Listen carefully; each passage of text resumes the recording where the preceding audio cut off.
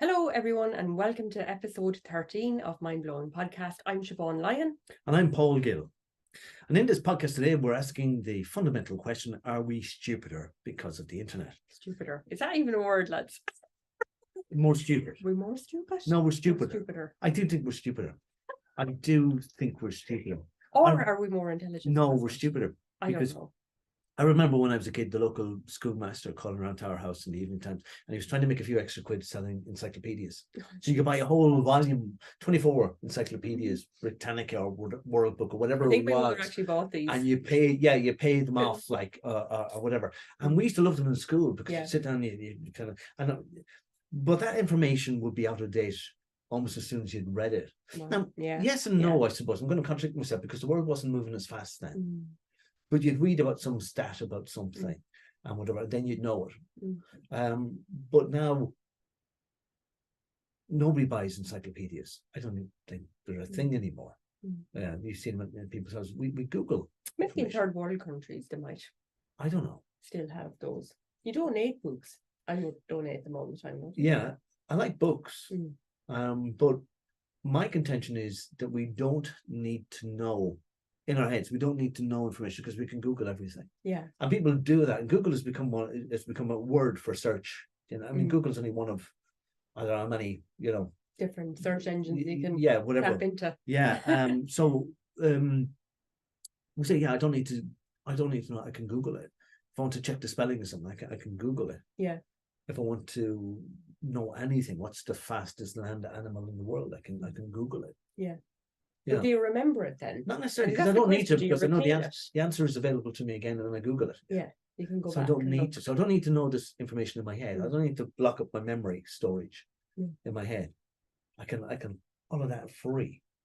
But you see, and that's my contention. People aren't as intelligent because you needed to not only not Google things before, pre-Google, pre-internet, but you had to work through things. You had to understand things, and you had to retain that knowledge. Yeah.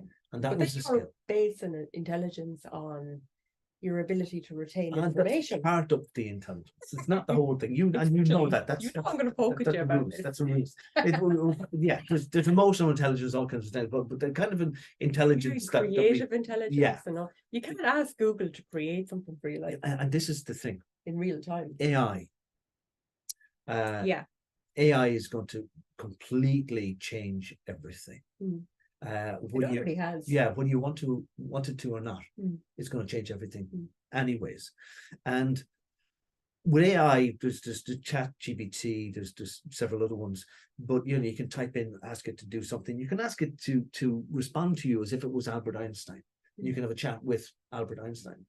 I saw somebody recently, they got AI to conduct an interview with Michael Schumacher, who and the AI responded as if it was Michael Schumacher, which was a horrible thing for the family. Whatever, I think there's a lawsuit over it now. Yes. But I'm going to stop, Sean. Why? Because I mean, we could be sued over something like this, depending on the outcome of that court case, and we could be, you're not supposed to comment on court cases before they come up. Oh, very nice. So you to say and all of this kind of stuff. So I'm kind of saying this was a horrible thing. I'm making a judgment on it. We're going to have to be careful with that. We're going to start again. Okay, no bother. Right. Do you know what? I can just let it run. I can edit it out. Yeah. Yeah, I need to be careful of that because I'm probably being a bit paranoid.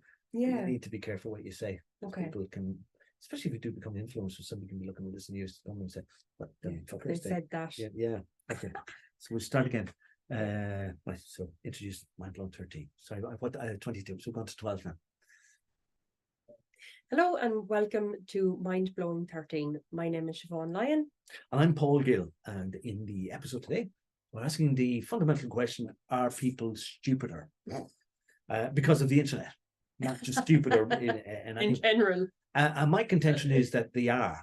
And even the word stupider, is it a proper word? No, I don't think so. What do you think? Well, we could Google it. We could Google it to find out. Yeah. No.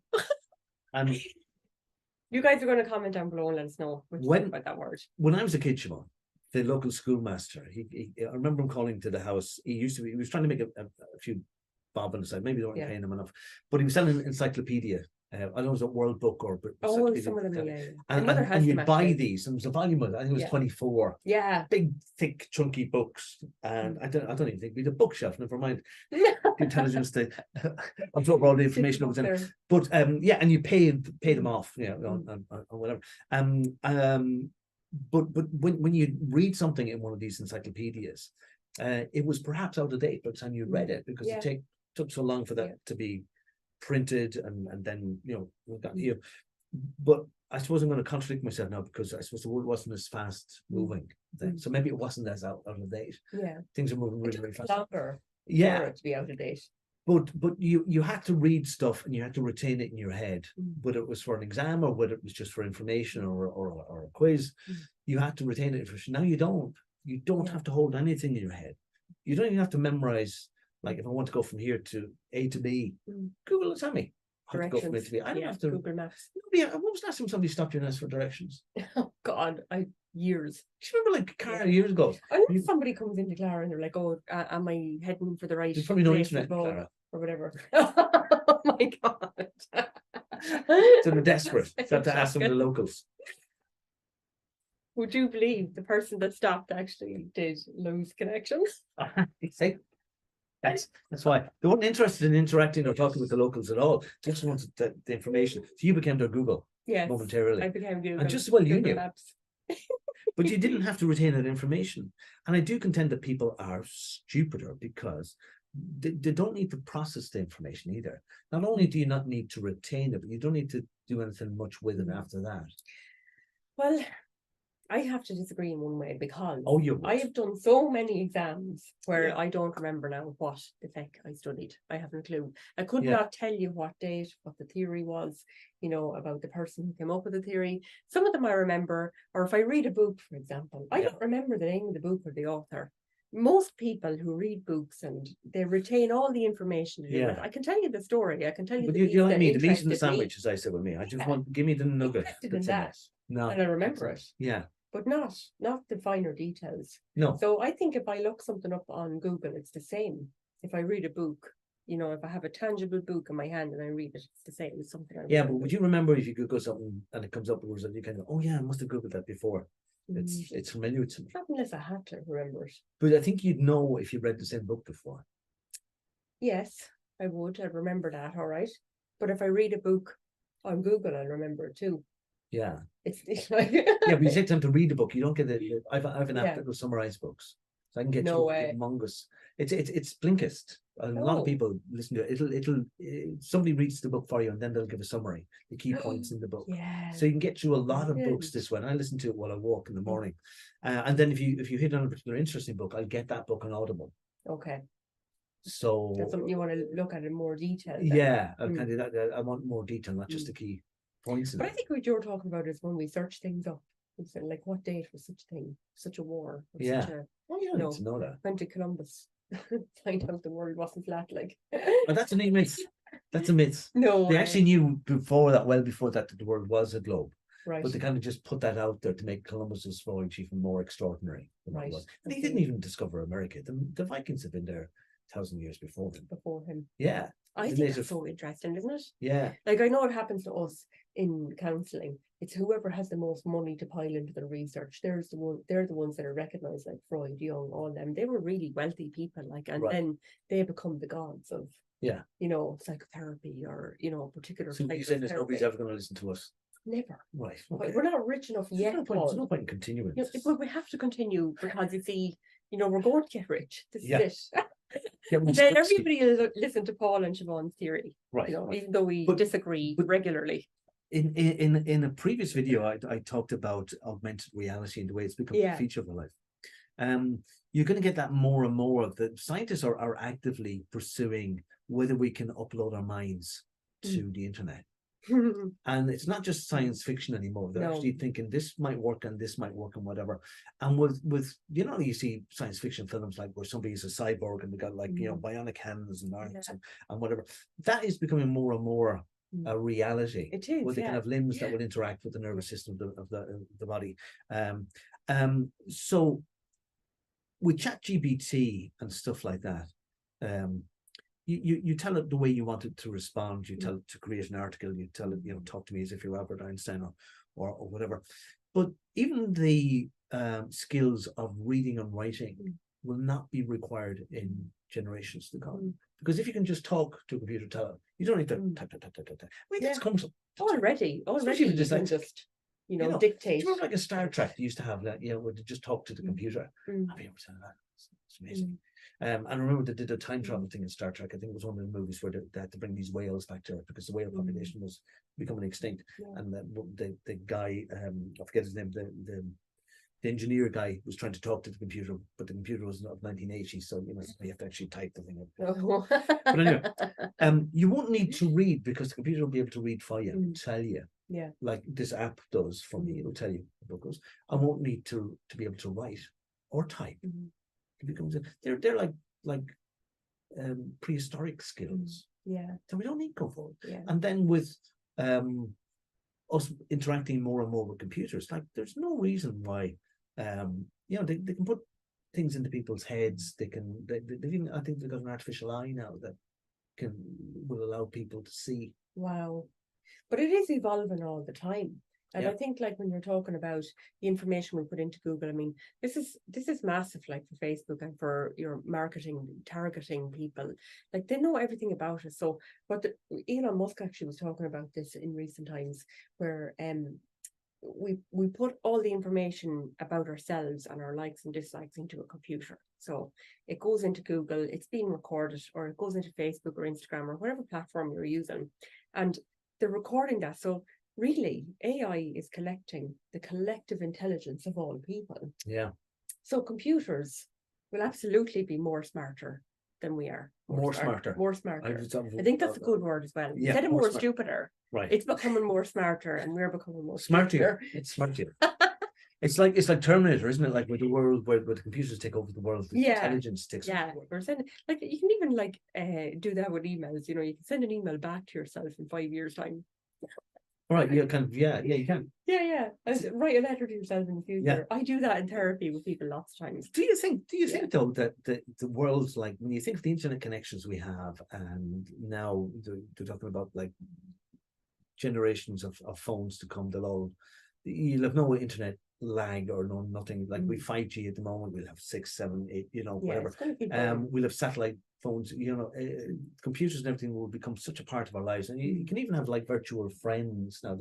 This could be handy for people who live alone or elderly people. Absolutely. That they'll be able to do. I don't know whether it's going to be a holographic person or whether it's just going to be a voice like Siri is or Alexa. And this friend will be able to tell if you fall, if you bang your head, if you're breathing, if you stop breathing, if you need help.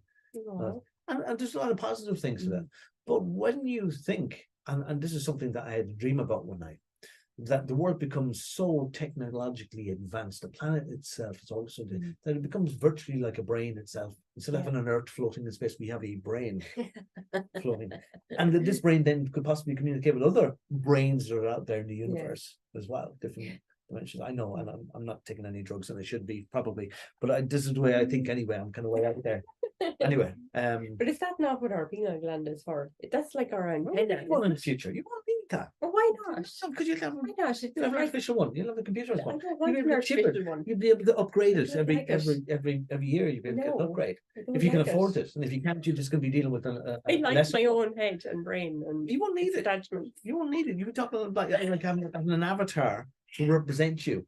There's no reason why in the future cosmetic surgery. So I know it's a different thing, but you can change how you look. Yeah, they can do face transplants. Can they? They can. They've done it for burn victims and people who've been damaged, and they've been able to do that for years. Wow. Yeah. So it's a little bit odd. But that freaks from what me I've out, to be honest. seen of it, that the face that you get, it's from a dead person, obviously. But when it's put onto your face, it doesn't look exactly like them because the muscles and whatever the structure of your face is slightly different. Yeah. So stretch it or whatever. But you can augment your body anyways. Wow. In so many ways. Yeah. That there's no reason why people would stop and say, well, if I could get a computer chip or something that would make my arm 10 times stronger than it is now. I mean, you've got these exoskeletons. that people can wear. Oh, wow. They can Oh, wear yeah, it. you just stick your hands into it. Like, Yeah, there's that, and you can see lift, them in lift Avatar. you can lift heavy objects and walk around with Yeah. them, and all this. And Massive even they were things. talking about going back to the moon, in 2025. Okay. And one scientist I was listening to was talking about that, to be able to build bases, and they were saying, well, you're going to get a lot of people. And we said, no, we'll just send the robots, and we'll be able to control them here from Earth Yeah. virtually, to get the robots to do things. So you won't Yeah. need a big population to build a civilization on the moon. Wow. So I think as we go on, if computers continue to evolve, and there's a stat saying, I think that we increase our computing power, we double it every 18 months or something like that. Okay. So if we continue to compound and compound and compound, we'll get to a stage where these computers will cop on that we don't need them humans. They're annoying us. They're a blight. But I think that's where we get confused. You know, humans are not emotions. Are not humans. The computers are not You emotions. need a reboot.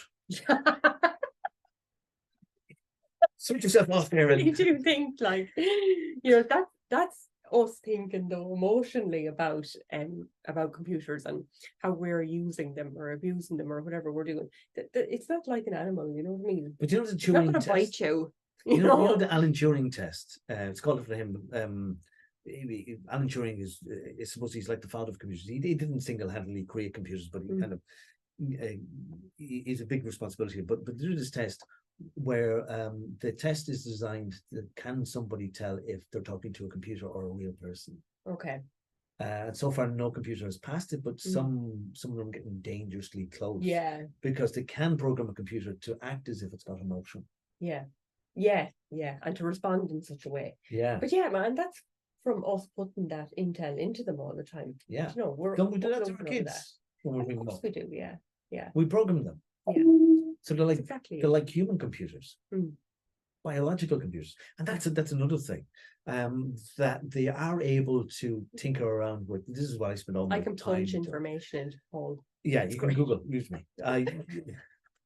That they're talking about making organic computers, that cells that will be able to communicate with each other the way not cells, but circuit boards in computers will. Oh, really? So you can build a biocomputer. So it is alive. It is actually alive. Oh, that's weird. I'm just going to use mycelium or something. Use anything. So the same way that you've got your nervous system as a network throughout your whole body, and it connects your brain and tells you everything you know, that they are on the verge of doing this, which would be amazing. I thought they were doing that using electronics already. You know, the way you have your main frame and then it sends out the signals. And it's the same with phone connections and internet and all of that. It's just a different way. It's using electronics to do that, or electrical pulses or signals. Yeah, but what if you could have a computer that moves around? You know, like in these science fiction things that we see, computers that are probably indistinguishable from humans eventually. Yeah. They have a couple of scary ones that look like. I seen an interview Tony Robbins did with this computer robot, like woman, Rosemary Sue or something like that. Or I can't remember her name anyways, but she's very lifelike. You know, if half her head wasn't missing and you could see all the computer stuff, you know, she's very good. Yeah. It's mad. And again, these have their place. They can be companions for people. Yeah. There is a certain danger to it. I think a lot of people are really scared about the advancement of AI, for sure. Yeah. Like, I think we're worried as human beings that they're going to take over the world, because we've seen so many films where that happens, isn't it? Like, you watch The Matrix, for example, and computers take over the world, you know, and use us because... they have already taken over the world. We're just finding out about it. We're actually not real at all. We're not human. Yeah, we're robots. We're virtual. It's very robotic, actually. Yeah, it can be. But I'm fascinated about this because like it's I don't know, it was back in the 1980s where I think Deep Blue was the first computer that it played. It beat the chess champion, whatever, Gary Kasparov or whoever it was back then. The computer beat him because the computer had available to it every single possible move that it could make in response to what he was doing. He didn't, as a human being, he would just think, I feel this might be the right way to go. And it could be right, could be wrong, but the computer was never going to make a mistake. Yeah. So when you kind of think, well, computers can think better than humans, then you're going to defer to them all the time. Yeah. Like, you know, I was going to say with Google Maps, yeah, you kind of go, I'm not going that way. Well, I do, because I've fallen out with my sat nav. It's a worse sense of direction than I have. Really? Yeah. Oh my God, you need to update it, Paul. It doesn't. It just anyway. Yeah, sometimes it'll bring me off out somewhere. I was driving back from Cork one time, and I was short on fuel, and I kind of go, "Hey Siri, bring me to the nearest service station." Yeah. So Siri goes, "Oh, no, this is what I found," and it brings me off this road, and I'm kind of on a smaller road. I think, "Oh, place up a service station. It's a pretty small road," and then the road gets smaller too. It's a laneway and there's grass in the middle. I'm thinking, "I'm not going to be a service station up here." I'm kind of going, the lights on. I'm running really low. But if I go back now, I don't know where I'm going to go back to. But the central services here, I pull into somebody's yard, literally a yard, and on the shed door there's written services, toilet, coffee, and tea. It was a start where you could hike off up into a mountain somewhere. And it fulfilled the brief, services. So when I asked Siri, bring me to the nearest service station, she hadn't the intelligence to realize, actually, I want petrol. Yeah. Not to your coffee or a loo. Yeah. And then when I was coming back, I was thinking, I'm just kind of coasting along here. I kind of thought, I need to get to the nearest petrol station now. She started bringing up hair care products. And I'm getting really annoyed. Really annoyed, because the last thing I need is hair. Well, I probably do need them. But in that moment, I needed petrol. But by and large, I mean, I should have probably stopped and rolled on the window and asked somebody where's the nearest service station. And they would have known what I meant. Yeah. But by and large, we're going to defer to computers because we think that they're more intelligent than us because they have available to them. And with the internet, they literally do have available to them all the knowledge that they need. Yeah, there's loads there. It has evolved so much in the last 15 years. It's amazing. Yeah. And if it doubles its computing power every 18 months, I mean, wow, where's the limit? We don't double our capacity every 18 months or 18 years or even like so we're getting left behind. We are going to get left behind, and it's the logical conclusion to come to that computers will realize we don't need these people. Well, why would they come to that conclusion though? They'll probably have us as playthings or pets. Oh, Jesus Christ. They'll farm us. And we'll be exhibits. They'll kind of bring along other computers, kind of look at them, they're human beings. They used to populate the energy. They're like dinosaurs, like batteries in the matrix. Yeah. But we'll be oddities. And we are oddities. And we're not actually needed. I mean, we're archaic. Like, even like getting a pen with ink in it to write down on a piece of paper. That's so old. It really is like sending a letter instead of an email. So as computers are able to convince, quantum computers are able to think in ways that even modern computers don't think. It's a funny thing, isn't it? Yeah. It's not so much that they're faster, but they're just thinking in different ways. Yeah. They're evolving so fast. They're going to be way, way, way ahead of us. That's no hope. I'm on that pessimistic note. Absolutely shocking altogether. I can't. Computers are not going to take over the world. Paul is gone off on a little rant. It's okay. He'll come back down to earth in a few minutes. I don't think I was ever on Earth. No, you definitely aren't. Okay, like, share, download, subscribe, do whatever you like. We'll talk to you in the next podcast. All right, guys, take care. Bye.